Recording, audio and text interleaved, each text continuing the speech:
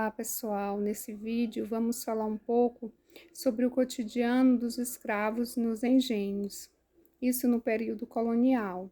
Vamos fazer isso a partir da leitura de trechos de uma obra intitulada Segredos Internos, Engenhos e Escravos na Sociedade Colonial, do historiador Stuart Schwartz. O trecho aborda alguns aspectos do cotidiano dos escravos nos engenhos. Então vamos lá, né? Bem, os escravos foram um elemento crucial na manufatura do açúcar, como sabemos. Suas condições de vida e trabalho são fundamentais para explicar a natureza da sociedade que se originou a partir da economia açucareira. No século XVII, muitos senhores de engenhos aparentemente aceitavam a teoria da administração da escravaria mencionada por Antonio. Segundo essa teoria, os cativos necessitariam de 3 P's. E quais seriam esses 3 P's? Pau, pano e pão. Daí, podemos imaginar como seria, né, como poderia ser o tratamento dado a esses personagens da nossa história. Para começar, eu vou trazer aqui o primeiro trecho dessa obra, que vai falar sobre os castigos que essas pessoas sofriam, para que possamos refletir, né, sobre a vivência desses povos. Então, vamos lá. Diz o texto: observadores estrangeiros como John Nieuwhof, acho que é assim que se pronuncia, visitou o Brasil no século XVII. Falavam invariavelmente da brutalidade do regime escravista e informavam que os escravos brasileiros eram mal alimentados, mal abrigados e mal vestidos. Ocasionalmente, senhores eram presos quando seus crimes contra os cativos tornavam-se públicos.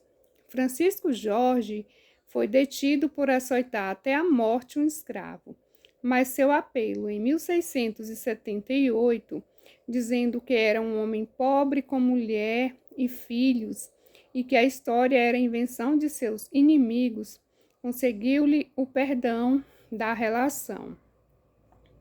Caso semelhante ocorreu em 1737, quando Pedro Paz Machado, proprietário do engenho Capanema, foi preso por matar 2 escravos e um homem livre, um deles pendurado pelos testículos na moenda até a morte.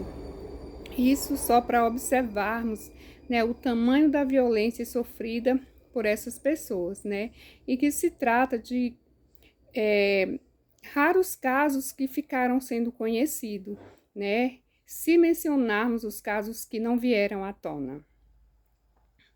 Paz Machado foi libertado após uma investigação judicial que atestou, entre outras coisas, que o réu era uma pessoa nobre, com obrigações de família. Nesse caso, os escravos eram de outro proprietário, mas Paz Machado aparentemente não relutara em puni-los com a morte pelo crime de haverem ferido um boi. Então, né, penalizado com a morte pelo suposto crime, né, de matança de um animal, de um boi. Mas vamos continuar, né, falando de um outro elemento bem presente nesse contexto, que é o vestuário dessas pessoas escravizadas. Em relação ao vestuário, eu trago aqui um trecho que diz o seguinte: a vestimenta aos cativos era exígua. Observadores do século XVII muitas vezes descreveram os escravos como andando nus e constantemente expostos às oscilações do clima. Olha que sério. Os homens normalmente usavam ceroulas, que lhes cobriam até abaixo do joelho. Andavam sem camisa e envolviam a testa com um lenço ou uma faixa. As mulheres tinham trajes mais completos, com saia, anágua, blusa e corpete, mas tal vestuário pode ter sido usado apenas na hora da venda das cativas e não no trabalho do campo, né? Então, como podemos observar, essas roupas, né, pelo menos no caso das mulheres, elas poderiam ter sido usadas, né, somente como uma estratégia para aquele momento, né? Era algo do interesse daqueles senhores. Em geral, dava-se aos escravos o pano da terra, um tecido grosseiro de fio cru. Por volta do século XIX, os comentários e gravuras feitos por viajantes no Brasil deixavam claro que o vestuário dos escravos refletia as diferenças e ocupações e a hierarquia interna da senzala. Então havia nessa certa hierarquia até mesmo dentre os próprios escravos. Os que trabalhavam no campo eram em geral mais mal vestidos que os servidores domésticos e os artesãos, que tinham ali, entre aspas, né, alguns privilégios. Mas, em relação à alimentação, o que podemos dizer da alimentação? Como era a alimentação desses escravos? O trecho do texto diz assim: os escravos comiam tudo o que lhes caísse nas mãos. Além de sua cota de comida, os escravos adulavam, mendigavam e roubavam por mais alimento. O Manual do Fazendeiro, publicado por João Imbert em 1832, dá-nos uma ideia da ração de um escravo trabalhador dos campos. Essa ração, né, o que seria como